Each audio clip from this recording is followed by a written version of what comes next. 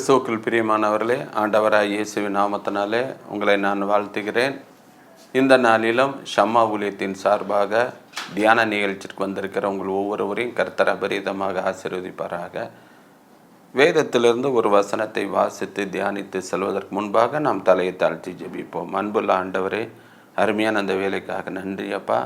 இப்பொழுதும் உம்முடைய வார்த்தைகளை தியானிக்க வந்திருக்கேன். எங்கள் ஒவ்வொருவரையும் ஆசீர்வதியும். உம்முடைய வார்த்தைகளை கேட்டு இதயத்திலே பதித்து அதன்படி நடக்க எங்களுக்கு கிருபை தாரும். இயேசுவின் நாமத்தில் ஜெபிக்கிறோம் நல்ல பிதாவே. மார்க் எழுதின சுவிசேஷம் 8ஆம் அதிகாரம் 22ஆம் வசனம். பின்பு அவர் பெத்சாயிதா ஊருக்கு வந்தார். அப்பொழுது ஒரு குருடனை அவரிடத்தில் கொண்டு வந்து அவனை தொடும்படி அவரை வேண்டிக் கொண்டார்கள். இன்னைக்கு பெத்சாயிதா என்ற ஊருக்கு ஆண்டவர் வருகிறார். அங்கு ஒரு குருடனை சந்திக்கிறார். அவனுக்கு ஒரு பார்வை கிடைக்கிறது. இன்னைக்கு அதைத்தான் பார்க்க போகிறோம். ஆண்டவர் எத்தனையோ குருடர்களுக்கு தேவன் பார்வை கொடுத்திருக்கிறாராம். வேத பண்டிதர்கள் சொல்றாங்க 69 குருடர்களுக்கு அவர் பார்வை கொடுத்திருக்கிறார்கள். ஏன்னா யோவான் கடைசி வசனத்தில் இயேசு செய்த அற்புதங்கள் இன்னும் அநேகம் உண்டு, அவைகளெல்லாம் எழுதினால் உலகம் காணாது என்று அவர் அங்கு சொல்லப்பட்டிருக்கிறார். நிறைய அற்புதம் செஞ்சிருக்கிறாராம். அதெல்லாம் எழுதின புக்கு காணாது, எழுதிக்கிட்டே போகலாமா. ஆனால் இங்கு வேதத்தில் ஒரு 3-4 குருடர்கள் தான் சொல்லப்பட்டிருக்கிறது. பரிதிமேயு என்ற ஒரு குருடன் பார்வை அடைந்தது. அடுத்து ஒரு 2 குருடர்கள் பார்வை அடைந்தது. அடுத்து யோவான் 9ஆம் அதிகாரத்தில் ஒரு பிறவி குருடன் அங்கு பார்வை அடைந்தது. இங்கு ஒரு குருடன். ஆக இங்கு ஒரு குருடன் பார்வை அடைந்ததைத்தான் நம்ம இன்னைக்கு பார்க்க போகிறோம்.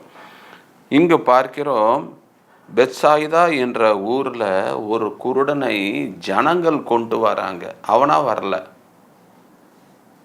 இன்னும் வேதத்துலலாம் பார்த்தீங்கன்னா சில பேரை ஆண்டவர் தேடி போய் சுகம் கொடுக்குறாரு. சில பேர் அவங்களா ஆண்டவர்கிட்ட சுகத்தை பெற்றுக்கொள்கிறாங்க. சில நேரம் பார்த்திங்கன்னா மற்றவங்க இவனை கொண்டு சுகத்தை பெற்றுக்கொள்பவர்களும் உண்டு. மார்க் 2ஆம் அதிகாரத்தில் திமிர்வாதக்காரனை பார்க்குறோம்ல, அந்த திமிர்வாதக்காரன் அவனா ஆண்டவர்கிட்ட வரல. இல்லை ஃப்ரெண்ட்ஸ்கிட்ட டே நாங்கள் தூக்கிட்டு போங்கடா, இயேசு வந்திருக்கிறார், நான் சுகமாகணும் அப்படின்னு அவன் சொல்லலை. 4 நண்பர்கள் அவனை தூக்கி கொண்டு இயேசுவிடம் அவனுக்கு சுகத்தை பெற்று கொடுக்கிறார்கள். அதுபோல தான் இங்கு ஜனங்கள் இந்த பெத்சாயிதா என்ற ஊருக்கு இயேசு வந்தவுடனே குருடனை அவனிடத்தில் கொண்டு வந்ததை நாம் இங்கு பார்க்கிறோம். எதுக்கு கொண்டு வராங்க? இயேசு தொட்டால் பார்வை கிடைக்கும். ஏன்னா அவங்களுக்கு ஏற்கனவே பரிதிமேயு குருடனுடைய கண்களை தொட்டு அவன் பார்வை அடைந்ததை ஏற்கனவே எல்லாரும் பார்த்துருக்காங்க. அதுபோல தான் இங்கொருத்தன் குருடன் இருக்கானே, இவனையும் இயேசுகிட்ட கொண்டு போனால் இயேசு தொட்டால் பார்வை கிடைக்கும் என்று நினைத்து அந்த குருடனை இயேசுவிடம் கொண்டு வருவதை பார்க்கிறோம். இயேசு தொட்டால் போதும் பார்வை கிடைக்கும் என்று நினைத்து கொண்டு வருவதை பார்க்கிறோம். மத்தேயு 20ஆம் அதிகாரம் 34ஆம் வசனத்தை பார்த்தீங்கன்னா அங்கேயும் குருடனை 2 குருடர்கள் வராங்க. நான் என்ன செய்ய வேண்டும்? நாங்கள் பார்வையடைய வேண்டும். உடனே அந்த 2 பேருடைய கண்களையும் அப்படியே ஆண்டவர் தொடுறாரு. 2 பேருக்கும் பார்வை கிடைக்கிறது. அதை எல்லா ஜனங்களும் பார்க்க தான் செய்கிறாங்க. யோவான் 9:7 பார்க்குறோம், அங்கே ஒரு குருடன் பார்வை அடைந்ததை பார்க்குறோம். இதெல்லாம் பார்த்த உடனே தான் இந்த ஜனங்கள் இவனும் குருடாரனாக இருக்கிறான், இவனை இயேசுகிட்ட கொண்டு போகும், இவனுக்கு பார்வை கிடைக்கும் என்று நினைத்து தான் இவனை இயேசுவிடம் கொண்டு வருகிறார்கள். இயேசுகிட்ட கொண்டு வந்தோடனே இயேசு என்ன செய்கிறார்? இங்கே அதை பருவத்தோடு இருந்து பார்த்து அவர் குருடனுடைய கையை பிடித்து அவனை கிராமத்துக்கு வெளியே அழைத்து கொண்டு போய் அவன் கண்களில் உமிழ்ந்து அவன் மேல் கைகளை வைத்து எதையாகிலும் காண்கிறாயா என்று கேட்டார். இங்கு முதல்ல இவன் பார்வை அடையணும்னா ஃபஸ்ட்டு இவர் செய்கிற காரியம் என்னென்னா அவனை கையை பிடிச்சி ஊருக்கு வெளியே கொண்டு வர்றார். ஏன் பெத்சாயிதா ஊரில் இருந்தே செய்யலாம்ல அற்புதம். இங்கே நாம் பார்க்கிறோம் இந்த பெத்சாயிதாவை குறித்து இங்கே ஏற்கனவே ஆண்டவர் மத்தேயு எழுதின சுவிசேஷத்தில் மத்தேயு 11ஆம் அதிகாரம் 21ஆம் வசனத்தில் பெத்சாயிதா கோராசின் உனக்கு செய்யப்பட்ட அநேக பலத்த செய்கைகள் தீரு சீதோனுக்கு செய்திருந்தால் அவங்க அன்னைக்கே ரெட்டுடுத்தி மனம் திரும்பி இருப்பாங்க. உங்களுக்கு நான் எவ்வளோ நன்மைகள் செய்தும் நீங்கள் மனம் திரும்பாமல் போய்விட்டீர்களே என்று அங்கே கடிந்து கொள்வதை பார்க்கலாம்.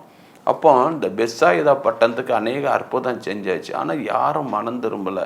அதனால தான் சரி இன்னும் இவங்களுக்கு சுகத்தை கொடுத்து இவங்களாம் மனம் திரும்ப மாட்டாங்கன்னு அந்த பட்டணத்தை விட்டு அப்படியே வெளியே கொண்டு வர்றார். நீங்கள் எவ்வளவு நாள் ஜெபம் பண்ணியும் எத்தனை தடவை ஜெபம் பண்ணியும் உங்களுக்கு சுகம் ஆகலையா? ஒரு காரியத்தை உங்களுக்கு நான் சொல்கிறேன். சில காரியத்தை விட்டு வெளியே வாங்க. சில ஃப்ரெண்ட்ஷிப்பை விட்டு வெளியே வாங்க. சில பேருடைய ஐக்கியத்தை விட்டு வெளியே வாங்க. சில நண்பர்கள் பிஸ்னஸை விட்டு வெளியே வாங்க. கர்த்தர் உங்களை ஆசீர்வதிப்பார். கிறிஸ்துவுக்குள் பிரியமானவர்களே, சரியான பார்வை இல்லை, தெளிவான பார்வை இல்லை. அதனால தான் இதுவரை யாரெல்லாம் வேண்டியவர்களோ இன்றைக்கி அவங்க வேண்டாதவர்களாக போய்விடுகிறார்கள். இதுவரை நன்மை செஞ்சவங்களாம் இன்றைக்கி ஆகாதவர்களாக போகிறாங்க. பார்வை சரியில்லை. இத்தனை வருஷம் நன்மை செஞ்சவன் தீமை செய்வானா? இதுவரை நன்மை செஞ்சவங்க நம்மளுக்கு தீமை செய்வாங்களா?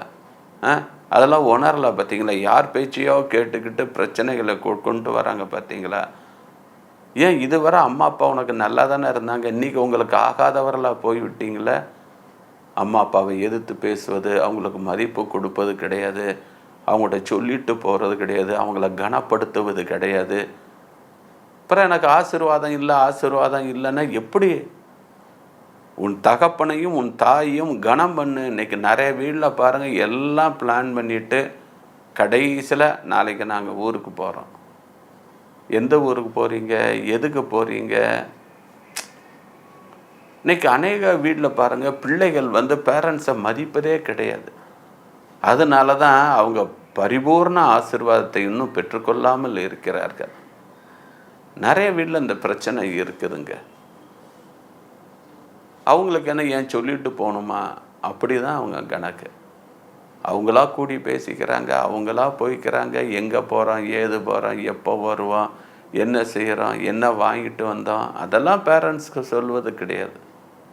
பேரண்ட்ஸை மதிப்பது கிடையாது. பேரண்ட்ஸுக்கு முக்கியத்துவம் கொடுப்பது கிடையாது. பேரண்ட்ஸை கனப்படுத்துவது கிடையாது. அதனால தான் அவங்க பரிபூர்ண ஆசீர்வாதத்தை இன்னும் பெற்றுக்கொள்ளாமல் இருக்கிறார்கள். நீங்கள் பரிபூர்ண ஆசீர்வாதம் பெறணுன்னா, நீங்கள் செய்வதெல்லாம் வாய்க்கணுன்னா தாய் தகப்பனை கனம் பண்ணுங்க. இதுவரை அம்மா சமையல் நல்லா இருக்குது, இன்றைக்கி உனக்கு சமையல் நல்லா இல்லை. இதுவரை அம்மா அப்பா உன்னை கண்டித்து உணர்த்தி வந்தாங்க, இன்றைக்கி அவங்க கண்டிக்கிறது உனக்கு பிடிக்கலை. பார்வை சரியில்லை. கிறிஸ்துவுக்குள் பிரியமானவர்களே, அதற்கு பின்பு என்ன நடக்கிறது? மனுஷங்களை எல்லாம் மரங்களை போல், இதை யாரெல்லாம் உயிரோடு கூட இருக்கிற மனுஷன்லாம் உயிர் இல்லாதவனை போல அவனுக்கு தெரிகிறது. கிறிஸ்துவுக்குள் பிரியமானவர்களே, ஒரு காரியத்தை நாம் தெளிவாக அறிந்து கொள்ள வேண்டும். இங்கே 22ஆம் வசனத்தில் என்ன வாசிக்கிறோம்? பின்பு அவர் மறுபடியும் கைகளை வைத்து அவனை ஏறிட்டு பார்க்கும்படி செய்தார். அப்பொழுது அவன் சொஸ்தமடைந்து யாவரையும் தெளிவாய் கண்டான். மறுபடியும் தொடர்றார். இன்றைக்கி நிறைய பேரை ஆண்டவர் மறுபடியும் தொட வேண்டியிருக்கு. தெளிவான பார்வை இல்லாதவர்களாக, பார்வையில் குறைபாடு உள்ளவர்களாக இன்றைக்கி நிறைய பேர் இருக்கிறாங்க. அவங்களெல்லாம் கர்த்தர் மறுபடியும் தொட்டு அவங்க தெளிவான பார்வை அடைய கர்த்தர் அனுக்கிரகம் செய்ய நான் இந்த நாளில் உங்களுக்காக நான் பிரார்த்தனை செய்ய போகிறேன். இதில் இன்னொரு காரியம், அந்த 26ஆம் வசனத்தில், பின்பு அவர் அவனை நோக்கி, நீ கிராமத்தில் பிரவேசியாமலும் கிராமத்தில் இதை ஒருவனுக்கும் சொல்லாமலும் இரு என்று சொல்லி அவனை வீட்டிற்கு அனுப்பிவிட்டார். மறுபடியும் கிராமத்துக்கு போகாத, உனக்கு சுகம் கொடுத்துட்டேன், இப்போ நீ தெளிவான பார்வை அடைகிற, மறுபடியும் அந்த கப்பர்நகூமுக்கு போகாத. இன்றைக்கி ஆண்டவர் உங்களுக்கு நிறைய பேருக்கு அற்புதம் செஞ்சுருக்கிறார்ல, சுகம் கொடுத்துருக்கிறார்ல, விடுதலை கொடுத்துருக்காருல்ல. மறுபடியும் அந்த விட்டு வந்த பாவங்களை செய்யாதீங்க. மறுபடியும் அந்த அடிமைத்தனத்துலுக்க போகாதீங்க. மறுபடியும் அந்த சிறை இருப்புலுக்க போகாதீங்க. கிறிஸ்துவுக்குள் பிரியமானவர்களே, ஆண்டவர் எச்சரிக்கை தான் செய்கிறாரு. ரொம்ப கவனமாக இருங்க. அந்த பாவியான ஸ்திரியை ஆண்டவர்கிட்ட கொண்டு வராங்க. இவ பாவம் செஞ்சிருக்கா, கையும் களவுமா பிடிச்சிருக்கோம், கல்லறிஞ்சு கொல்லணும்னு. ஆண்டவர் சொன்னார், உங்களில் பாவம் இல்லாதவன் முதலாவதாக கல்லெறியுங்க. எல்லாம் கல்லை போட்டுட்டு போயிட்டாங்க. இப்போ இயேசு தான் இருக்கிறாரு முன்னாடி இந்த பாவியான ஸ்திரீ. இப்போ ஆண்டவர் நினைச்சா இவர் தான் பாவம் இல்லாதவர், இவர் கல்லெறிஞ்சு அவளை கொல்லலாம். ஆனாலும் இல்லை, நானும் உன்னை ஆக்கினைக்குள்ளாக தீர்ப்பதில்லை, நீ போ. அவள் கிளம்பி போகும்போது தான் சொல்கிறாரு, இனி பாவம் செய்யாதே. அதற்கு பின்பு அவள் பாவம் செஞ்சிருப்பாளா? யோசித்து பாருங்க.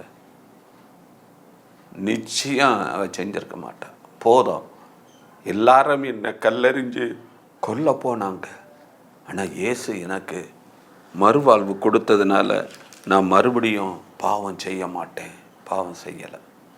அது மாதிரி தான் உங்களுக்கும் ஒரு தருணம். உனக்கு சுகம் கொடுத்தேன், பார்வை கொடுத்தேன், பலன் கொடுத்தேன், கடன் பிரச்சனையை மாற்றினேன், குடும்பத்தில் உள்ள ப்ராப்ளம் நீக்கினேன், ஒரு நல்ல வேலை கொடுத்தேன், ப்ரொமோஷன் கொடுத்தேன், ஒரு திருமண வாழ்க்கையை கொடுத்தேன், நீ கேட்டதெல்லாம் செஞ்சேன். ஆனால் நீ பாவம் செய்யாதே. மறுபடியும் விட்டு வந்த அந்த ஐக்கியம் உனக்கு வேண்டாம், அந்த ஃப்ரெண்ட்ஷிப் வேண்டாம், அந்த சவாசம் உனக்கு வேண்டாம். அதை விட்டு வெளியே வந்துட்ட. இனிமேல் மறுபடியும் அதில் போய் சிக்கிக்கொள்ளாதே. 38 வருஷமாக அந்த வியாதிசரை ஒருத்தன் பெறுவேன் பெதஸ்தா குளத்தில் இருந்தான். போனவுடனே உன் படுக்கை எடுத்துக்கொண்டு நடனார். அவன் நடந்து போயிட்டான் வீட்டுக்கு. மறுவாரம் அவனை தேவாலயத்தில் பார்த்து, தம்பி இங்கே வா, அதிக கேடு வராதபடி இனி பாவம் செய்யாது. நீ 38 வருஷமாக படுத்து கிடந்தியே, நீ செஞ்ச கேடு அதிக கேடு, அதனால தான் நீ 38 வருஷமாக இருந்த. இனி நீ பாவம் செய்யாது. அவன் செஞ்சிருப்பான்னு நினைக்கிறீங்களா? இல்லைங்க. அது போல தான் பெத்சாயிதா பட்டணத்தை விட்டு வெளியே கொண்டு வந்து அவனுக்கு சுகத்தை கொடுத்து மறுபடியும் அந்த பட்டணத்துக்குள்ளே போகாத அப்படின்னு தான் ஆண்டவர் சொல்கிறான். அவன் செஞ்சான். அது போல தான் உங்களுக்கும். ஆண்டவரை நோக்கி கூப்பிட்டீங்க, ஆண்டவரே நான் இது செய்ய மாட்டேன், அது செய்ய மாட்டேன், அது செய்ய மாட்டேன்னு எவ்வளோ பொருத்தனை பண்ணுறேன். இந்த தபசு காலம் ஆரம்பித்த உடனே நிறைய தீர்மானம் எடுக்கிறோம் அல்லவா? பீடி குடிக்க மாட்டேன், சிகரெட் குடிக்க மாட்டேன், குடி, சாராயம், போதை வஸ்துகள் பண்ண மாட்டேன், அவ்வளோ நேரம் ஜெபிப்பேன், இவ்வளோ நேரம் ஜெபிப்பேன், உபவாசம் இருப்பேன், சர்ச்சுக்கு போவேன், அதிகாலையில் 5 மணி ஆராதனைக்கு 40 நாளும் போவேன். எல்லா தீர்மானம் எடுக்கிறோம், நல்ல தீர்மானம் தான். ஆனால் இன்றைக்கி நிறைய பேர் அந்த தீர்மானத்தில் நிலைத்தின்னு இருக்கிறோமா? ஈஸ்டருக்கு பிறகு எல்லாம் இந்த விட்டு வந்த காரியங்களெல்லாம் மறுபடியும் செய்கிறோமே அல்லவா? அது தவறு இல்லையா? நாய் தன் கக்கினதை திரும்பும் தின்னுமாம் போல அந்த விட்டு வந்த பாவங்களை எல்லாம் மறுபடியும் செய்கிறீங்களே. ஆண்டவர் சொல்றாரு, விட்டு வந்ததை மறுபடியும் செய்யாத. அந்த பெத்சாயிதா குருடனை பாருங்க, வெளியே கொண்டு வந்துட்டு மறுபடியும் இந்த கிராமத்துக்கு போகாத, யார்கிட்டையும் சொல்லாத. ஆண்டவர் உங்களுக்கு கொடுத்த ஆசீர்வாதங்களை யார்கிட்டையும் தம்மட்டம் அடிக்காதீங்க, பறை சாட்டாதீங்க. அது இவ்வளோ பெரிய ஆபத்தில் கொண்டு முடியும்னு உங்களுக்கு தெரியாது. கர்த்தர் உங்களுக்கு கொடுத்த ஆசீர்வாதங்களுக்கு ஆண்டவருக்கு நன்றி மட்டும் சொல்லுங்க. கிறிஸ்துவுக்குள் பிரியமானவர்களே, இந்த அற்புதம் இன்னைக்கு நிறைய காரியங்களை நம்மளுக்கு கற்றுக் கொடுத்திருக்கிறது அல்லவா? நாமும் இந்த குருடனை போல பார்வை, தெளிவான பார்வை அடையணும். இன்னைக்கு அரகுர பார்வையில் தான் இன்னைக்கு நிறைய பேர் இருக்கோம். இந்த பார்வையெல்லாம் வேண்டாம், தெளிவான பார்வையை கேட்டு பெற்றுக்கொள்வோமா? தலையை தாழ்த்தி ஜெபிப்போம். அன்புள்ள ஆண்டவரே, இந்த செய்தியை கேட்டுக்கொண்டிருக்கிற ஒவ்வொருத்தருடைய கண்களையும் தொட்டு தெளிவான பார்வை அடையட்டும் ஆண்டவரே. அரகுர பார்வை வேண்டாம், குறைபாடு உள்ள பார்வை வேண்டாம்.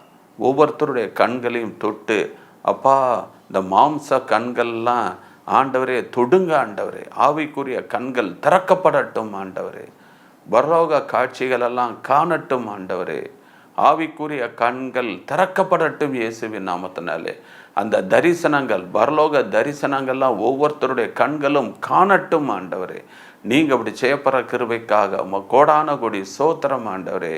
மறுபடியும் விட்டு வந்த பாவங்களை செய்யாதபடி அந்த பாவத்திலிருந்து நிரந்தர விடுதலையை நீர் கட்டளையிட வேண்டுமாறு ஜெபிக்கிறோம். நீங்கள் அப்படி செய்யப்படுற கிருபைக்காக நன்றி. எங்களை தாழ்த்தி உடைய கரத்தில் அர்ப்பணிக்கிறோம். இயேசுவின் நாமத்தில் ஜெபிக்கிறோம் நல்ல பிதாவே, ஆமென். கிறிஸ்துவுக்குள் பிரியமானவர்களே, இந்த செய்தி மிகவும் பிரயோஜனம் உள்ளதாக என்று நான் நினைக்கிறேன். உங்கள் ஜெப தேவைகளை எங்களுக்கு தெரியப்படுத்துங்கள். நாங்கள் உங்களுக்காக ஜெபிக்கிறோம். God bless you. God bless you.